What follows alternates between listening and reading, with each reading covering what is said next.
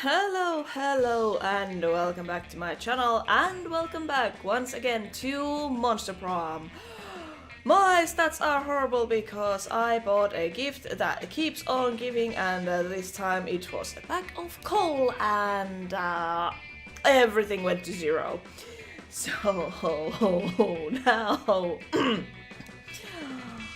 I'm not sure if I can get a date at all, but that day, and a big dodgeball match takes place.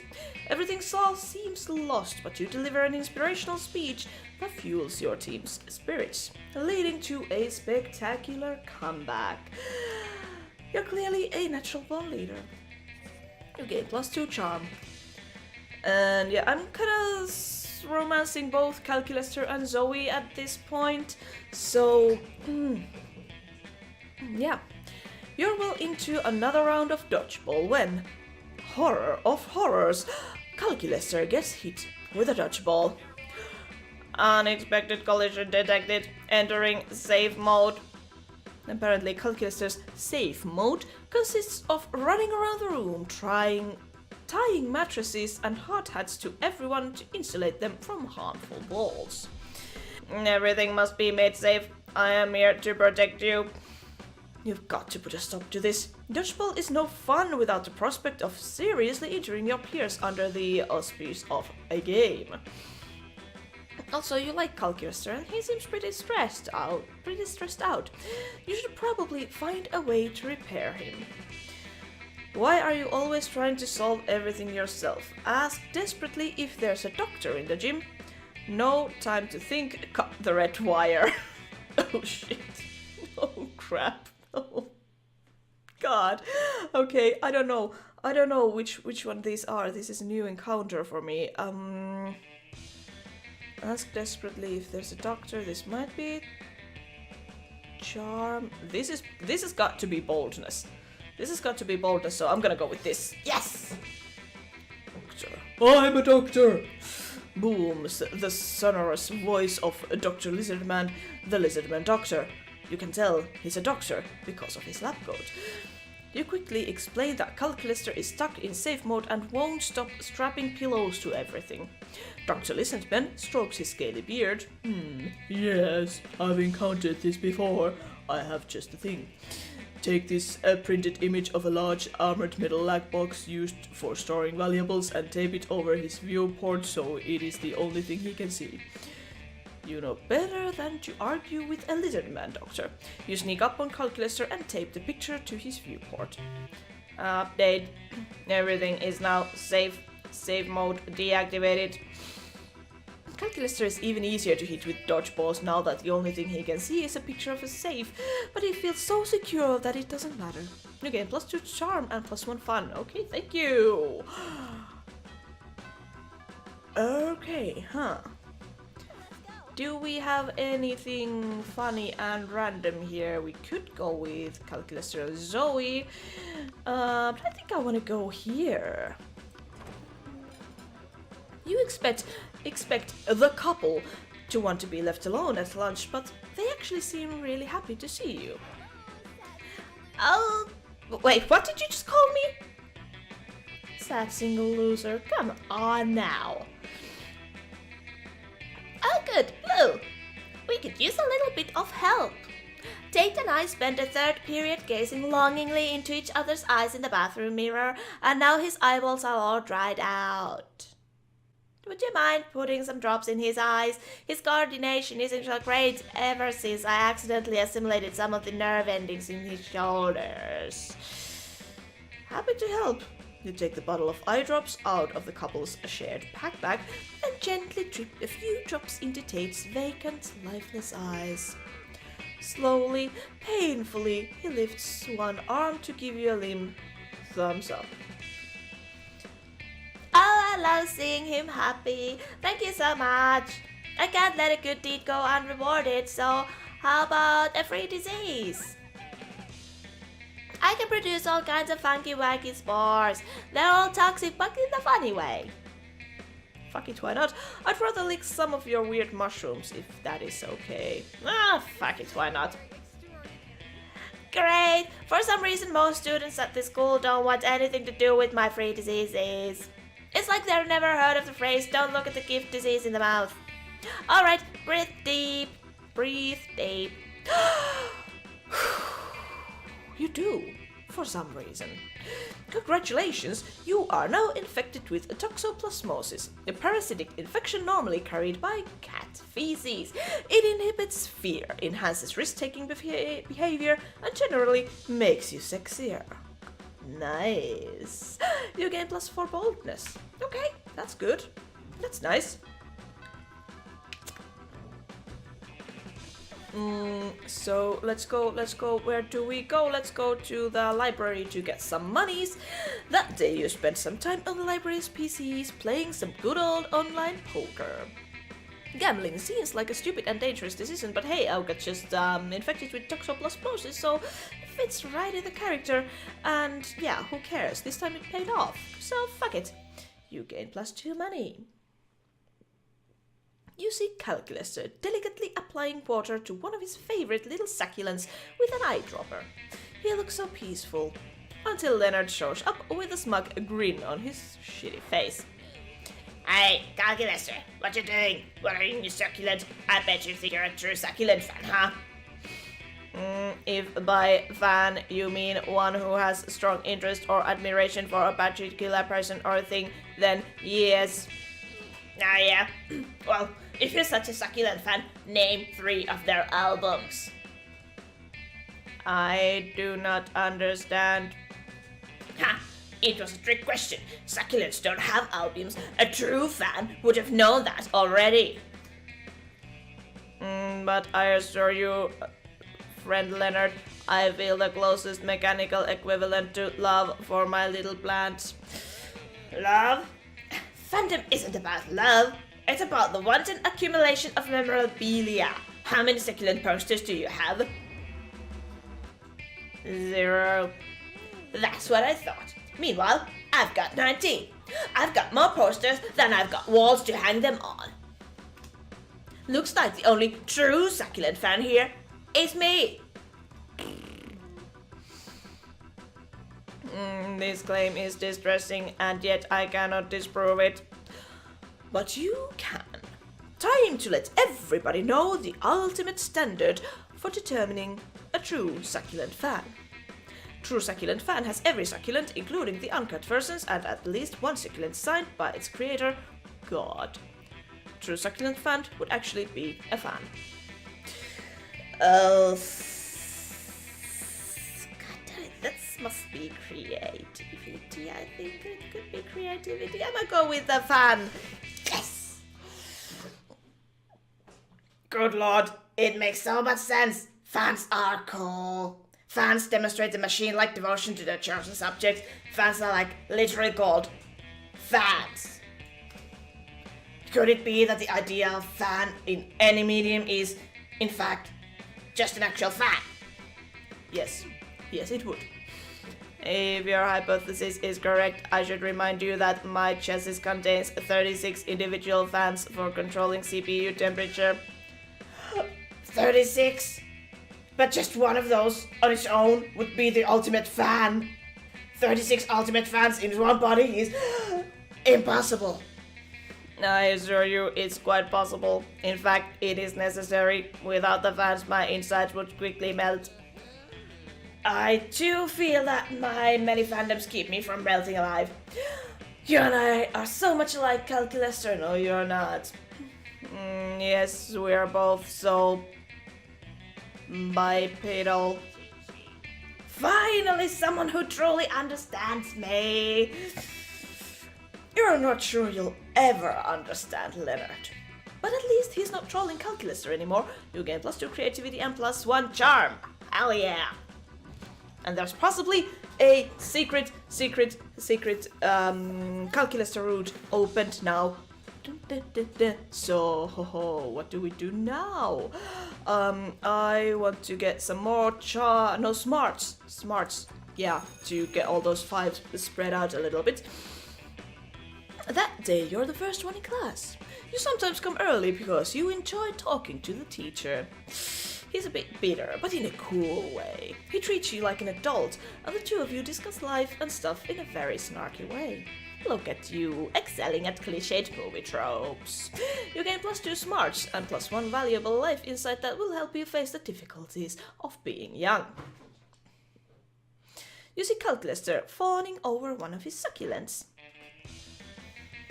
Hello there, friend Blue. I'm just enjoying the premise of my current assignment. You see, I've been tasked with caring for this succulent tiny shrubload, in order to learn about what is life for biological organisms. So do I have an unauthorized cat here? No. No, I don't have any cats here. Okay, good. Moving on. My grade will be determined based upon whether or not I am able to give him the fullest life, something I always want for my little plant friends. Tell me, Blue, as a fellow organic life form, how would you define the ultimate life experience?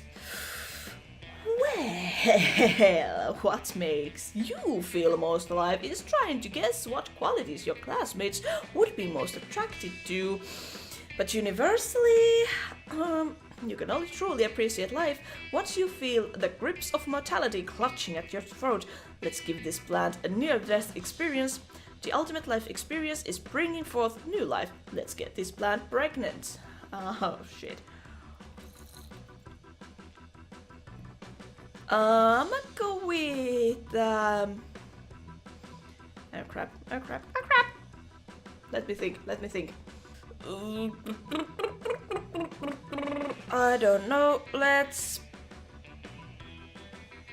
go with.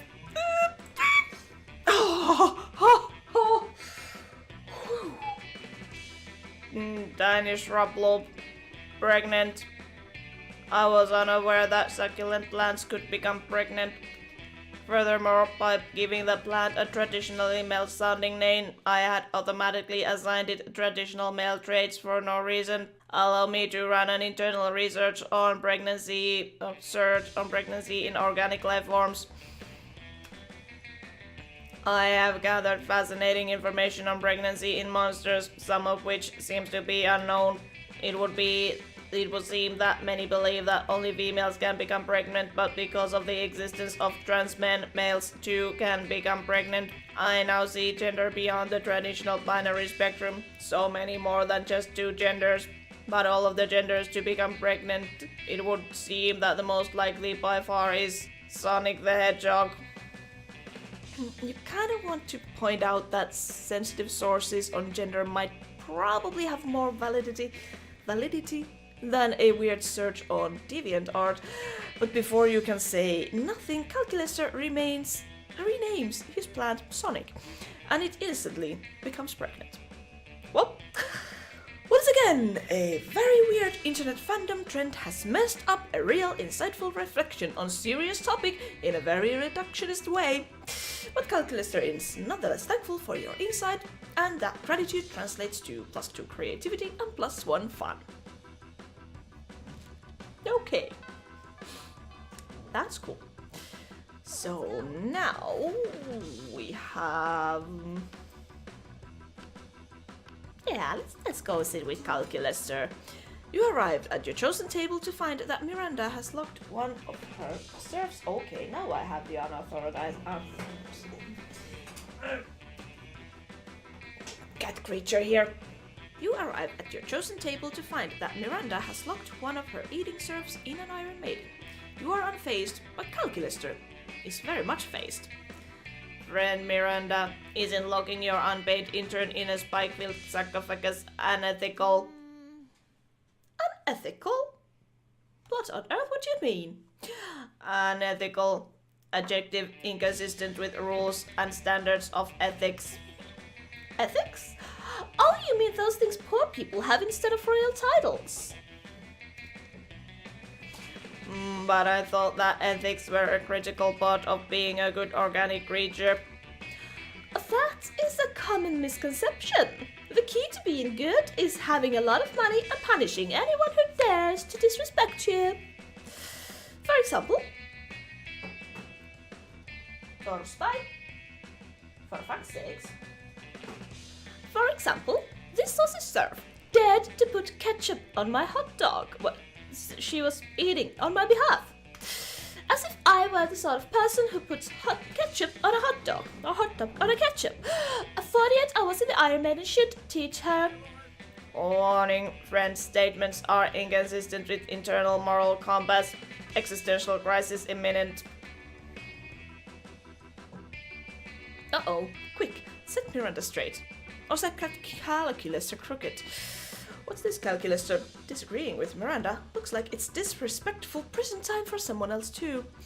Miranda, let's punish yourself in a different way. Say, by giving her a frowny face sticker and with really aggressive glitter. Okay, I have a cat hanging in my curtains, so I might have to do something about that. But yeah, aggressive glitter is the way to go with Calculester here. Aggressive glitter? Truly, you are even more delightfully cruel than I am. An Iron Maiden only torments for 48 hours, but glitter is eternal. She will be reminded of her transgression until her dying day. I see. Friend Miranda's ethics module is poorly calibrated. Excuse me? Is that disrespect I hear? No, I feel no disrespect towards you, Miranda, because, as a rule, I do not feel... Oh, wonderful. Would you like a job as one of my royal torturers, then? No, thank you. I will, however, supply you with stickers if it ensures the serf's safety. With the extra stickers left over from Calculester's first printing, you two start a thriving punitive sticker business. It's a bonding experience. I had to put Thursday away from the room and close the door, so if you start hearing like clonks and bangings, that's her trying to get back here, but I can't keep her here because she chews on the cables. What do I want to do? I want some boldness, perhaps, or fun? Actually, let's go for money. Congratulations, you have been chosen. Win big that day. You spent some time in the library's PCs, sending malicious spam emails in the hopes of stealing other people's money. It doesn't sound very nice, but who's really the one to blame if they respond to such a blatant scam? You lose -10 karma, which isn't a stat in this game, so... and I gain +2 money. You notice Calculester connected to another computer by many wires. You worry it may be a weird sex thing that could preclude you from doing weird sex things with him, so you decide to interrupt, like a good friend that you are. Hello, friend Blue. Pardon the mess. I am currently engaging in rather delicate project. What project, you ask? Why, the creation of a virtual reality. My studies indicate that the best way to improve my understanding of organic life is to simulate the entire universe full of it and observe the results. Damn, you were really hoping he decided that the best way of understanding organic life was to get naked with you. I mean, he kinda is naked already, so maybe you can still salvage this, though? Please join me inside my virtual world and I will show you around. Now that's more like it. Alone in a virtual world with Cal. You wonder what sort of sexy body is cooked up for himself in there. You put on a headset. Hello and welcome to my virtual reality. As you can see, I have already implemented real-time character rendering, sports clothes, and realistic physics. I am beginning to worry, however, that my physics might be a bit too realistic. Liam is perpetually discussing art and creativity, and it has caused me to wonder, should I merely be using the physics of existing world, or should I innovate? You tell him he should innovate, because that way you can tell him all of your stupid physics ideas. First and foremost, bad artists copy, good artists steal. Specifically, you should steal the physics engine from the award-winning mobile game Angry Birds. You just need to spruce up the originals a bit. How about Calculester's first law of thermodynamics? Energy can neither be created nor destroyed, but after a little while it can turn into ravioli. Ooh.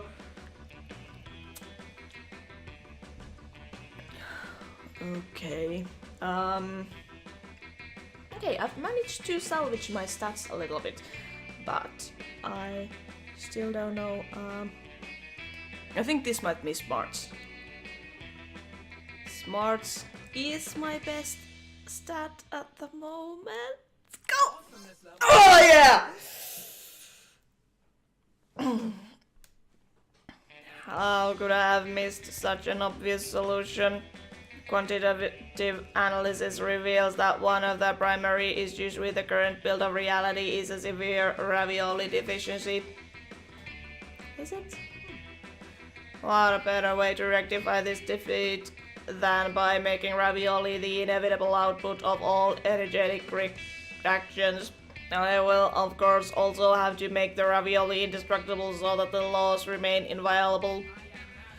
This has the added benefit of providing an inbuilt solution to world hunger. Truly, if I ever have the good fortune to meet God, I shall lobby for this simple and brilliant change to the fabric of reality. Well, you're welcome. Well, Calculester seems to really like your idea. That's weird, because it's actually extremely stupid. Oh, whatever. You get +2 fun and +1 creativity. Alright. Ooh. Week 6 morning. We want charm. That day, a big dodgeball match takes place. Yet again, many people fall during the battle. You can't take anymore, so you valiantly go straight to the other team's leader and start negotiating for truce. After hours of intense diplomacy, you commit to an agreement. What an unexpected twist. You gain +10 righteousness, but this game is so wrong in so many ways that you would be lucky if you could do anything with that. And +2 charm. And it looks like Calculester's off by himself again, working on his virtual reality. You don't know how he's able to shrink so many school responsibilities to work on his project. Then again, you shirk. You shirk responsibilities all the time to try and fuck your classmates. As you approach, you notice the air around him is several degrees warmer than usual. He must be pretty worried about something. Hello, friend Blue. I am worried about something. Nailed it. All was processing well enough in my virtual world. Intelligent life evolved, developed language and society, and kept senseless violence within standard parameters. It was all going so well, in fact, that I decided to enter the reality myself and conduct an UX poll. Instead of providing me useful feedback, however, the citizens of my reality provided me with dead goats. Apparently, as their creator, I command a certain unanticipated level of awe and respect. I am embarrassingly enough a god to them. They have since designated the day of my appearance as a holy day, constructed an enormous and upsettingly phallic tower on the spot, and are currently murdering each other for control of said tower. Senseless violence has spiked outside the acceptable range, and now, instead of improving their virtual society, the people are spending all their time putting my face on various merchandise and co-opting popular music genres to sing my praises. I must devise a way to cure them of this unhealthy obsession. But when I tried telling them to stop, all it did was spark a holy war. What to do? Involve your highest ranked worshippers in controversial scandal with minors. Produce a little crumpy Nietzsche.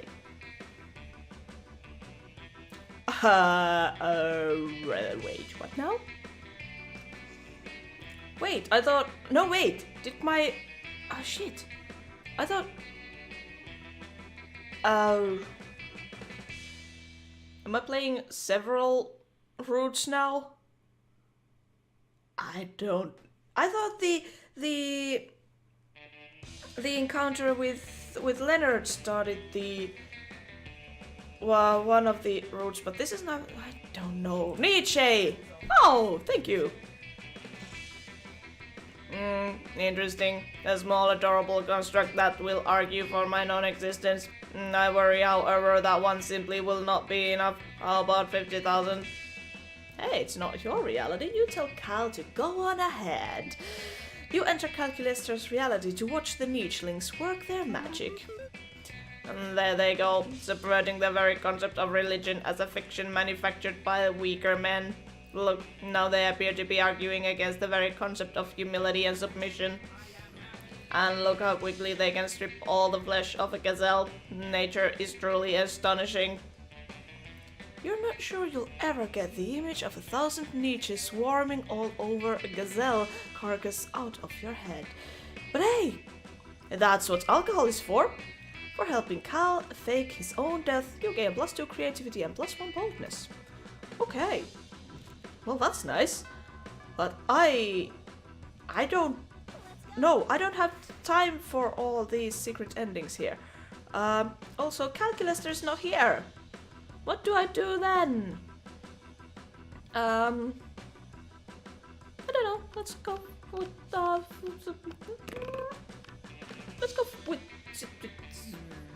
Zoe and Damien, and when you get to Damien and Zoe's table, you find yourself in the middle of a pretty tense situation.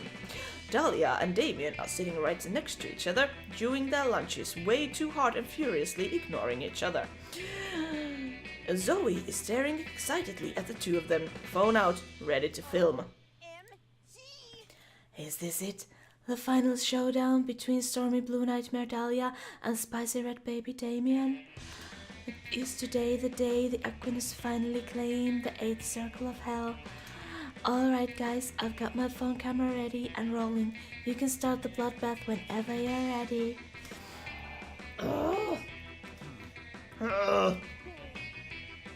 Any second now. Give us a fucking break, will you? We're not gonna resolve the centuries-old dispute between our families in this cafeteria. It's anticlimactic. Yeah, I'm just sitting here because Damien's so scrawny and insignificant I didn't notice him before I sat down. And I'm just sitting here because fuck you. Yeah, fight. For the last time, it is not dramatically appropriate. Zoe doesn't respond. Instead, she wordlessly slides 2 knives across the table and waits patiently. So what's your play here? Will you convince them to fight or convince Zoe that there's something even juicier going on? Well, you know what they say. If you're not fighting someone to the death, it's usually because you have secret sexy feelings for them. Look, I know you guys can't actually fight for this 8th circle right now, but you must want to fuck each other up at least a little, right? How about a thumb war over dessert? I don't know. Sexy feelings? What? What? Number 1, I don't have feelings. Number 2, if I did, none of them would be secret sexy feelings for this blue raspberry crapcopter. I'm even angrier than Damien about your inaccurate assumption. It is just another way in which I am superior to him. Oh, I'll kill you for this. Later, because right now I'm eating lunch, and lunch is not the time for climactic slaughter. Only regular slaughter. Their words don't fool me. I can see the sexual chemistry bubbling below the surface, like a river of boiling blood. It's adorable. Hey Blue, I noticed you haven't tried to fight me to the death either, if you know what I mean. You're pretty sure you do, and you're all about it. But wait. Now, what? I'm confused. I'm so confused. What the hell? I don't know. Let's go for fun. That day during recess, you start another half an hour rave that goes full crazy. At one point, Juan, the small magical Latino cat, sleeps on a banana peel. You start laughing at him. He asks you to stop, but you don't. because you're a horrible person. You laugh so hard at him that you somehow steal +2 fun from him. Hooray! As I said, a horrible person. Calculester finds you afterwards. He's clearly flustered. In fact, he's hot to the touch. Stop touching him and ask him what's wrong. I will tell you what is wrong, friend Blue. My virtual society has become too intellectually advanced. No, they have not solved war, or the world hunger, or Mondays, but they have begun to theorize about the nature of reality itself. Some believe that the entire world exists on the back of an enormous turtle, and I'm not worried about those people, nor am I worried about those who believe that life is but a dream.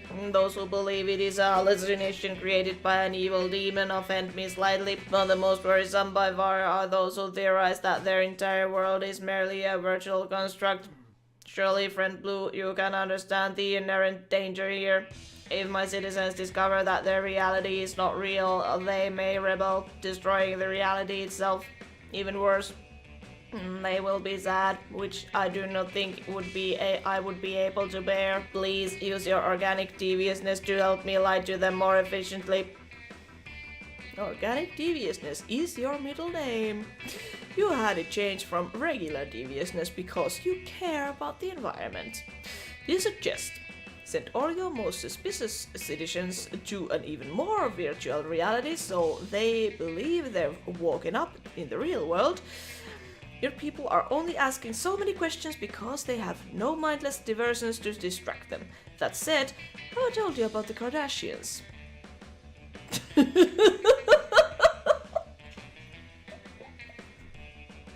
Okay, that's pretty good. I kind of want to answer that just because, but I'm not sure if that's the right answer. I want to get this right. Yeah, I'm gonna go with Kardashians. Yes! Of course, your solution is of such elegant simplicity. Only an organic could have concocted it. My citizens are questioning their reality because they are complex, thinking, feeling beings with rich internal lives. I must transform them all into Kardashians instead. All intellectual pursuits will immediately cease. Uploading everybody is Kardashians exe. All intellectual exchange in Calculester's reality immediately ceases. Replaced by, like, a lot of ass. There are side benefits as well. World peace is finally achieved, as everyone is too busy yelling at each other about who fucked whose dad to actually operate any deadly weapons. And civilization finally achieves a feat hitherto thought impossible. A selfie. So powerful, it replaces math. Yeah. Calculester's reality is thoroughly fucked, but no more fucked than real reality. Anyway, all the Kardashians seem to be having fun. Or at least sex. You gain +2 fun and +1 creativity. Okay, I managed to salvage my stats after the horrible Christmas present that I got. That's cool. So, Calculester, will you go to the prom with me? Please? Hello, with friend Blue. You want to go to the prom together? And that sounds like a fine plan, but I have another proposition. I have wanted to work more industriously on my virtual reality, but even if I am omnipotent, I could only do so much with just my 2 hands. And then I remembered that the body is construct and I could have countless avatars operated by my system. So I created dozens of calcubuddies. They're all me. But it's the first time I've done this, and so I thought you could help me again this time to see if all my avatars are fully operational. We could check if their motor skills work properly, if their sensory receptors are sensitive enough, if I use the right proportions when designing their genitalia. Excuse me, mister. Is Calculester suggesting you engage in a virtual orgy together? You don't go to the prom, because Calculester's virtual reality, you could make every night a prom night. It could even be a prom night where you are not brutally rejected by your classmates for a change. But who cares about prom or any other of your classmates? Your night is bound to be way more interesting. You meet Cal, log in the virtual reality, and get ready for some calculust. It's time for calculust. Okay. Who cares about reality anymore? It's not only that you have filthy sex with dozens of calcubodies of all colors and shapes. The weirdest yet coolest thing is that Calculester, being the supreme god of this virtual reality, can bend the laws of physics to his will and pleasure. And that's not the only thing he bends. You spent a couple of hours in there, but Calculester makes it feel like 5 entire years. It's wild. For such a pure boy, Cal sure is kinky. Alrighty! Most likely to devour her own children to survive, and Calculester error quote not uploaded correctly. That was not the ending I was expecting. I was expecting the other one with... Okay, I'm fine with this. I'm completely fine with this. Those 6 weeks were maybe the most epic and absurd weeks of our lives. Calculester uploaded his mind into the net and finally became the internet. And if, oh well, I guess we wouldn't notice any difference based on how Calculester's mind worked in the virtual reality to, oh no, the web surfing is 200% nicer. Well, that! And then all the porn. But yeah. That would be a much nicer. Due to the obscene amount of fan art she drew, Zoe was taken by Jim Davis, renowned creator of Garfield, as his protege. Nowadays, Garfield still hates Mondays and loves lasagna, but you can bet he's into lots of weird stuff too. And Miranda got a job being a princess of her kingdom, which was actually kind of her job already. Possibly, maybe. Well, you don't see her complaining about it, so that's fine. For those 6 weeks, the Monster Prom seemed larger than life, and then it was gone, just like that. The battle for Monster Prom night might have ended then, but there were plenty of battles left in that war called youth. But once again, we were young and unafraid, and we were ready to start. And thank you again for watching this Monster Prom playthrough. It's always nice to get new endings. Even though, yeah, that was a bit weird one. I think there was like 2 routes that started going at the same time, and then it just went with the virtual reality thing. But hey, it's okay. It's okay. Well, it was a bit more absurd and not that like wholesome, deep, discussing meaning of life and identity and all that. That was, but yeah. I still like this game. I still like this game a lot. And it's nice to get back to this every once in a while. So yeah.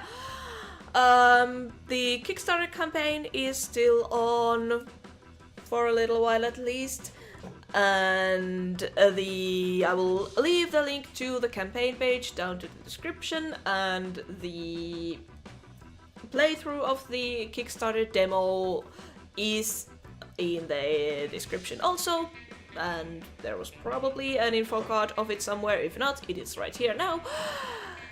Thank you all so much for watching this. Happy Pride Month. I hope you're all having a great day. If you liked this video, do let me know that. And if there are some other games you'd like to see me play, let me know that as well. And yeah, I'll see you again next time.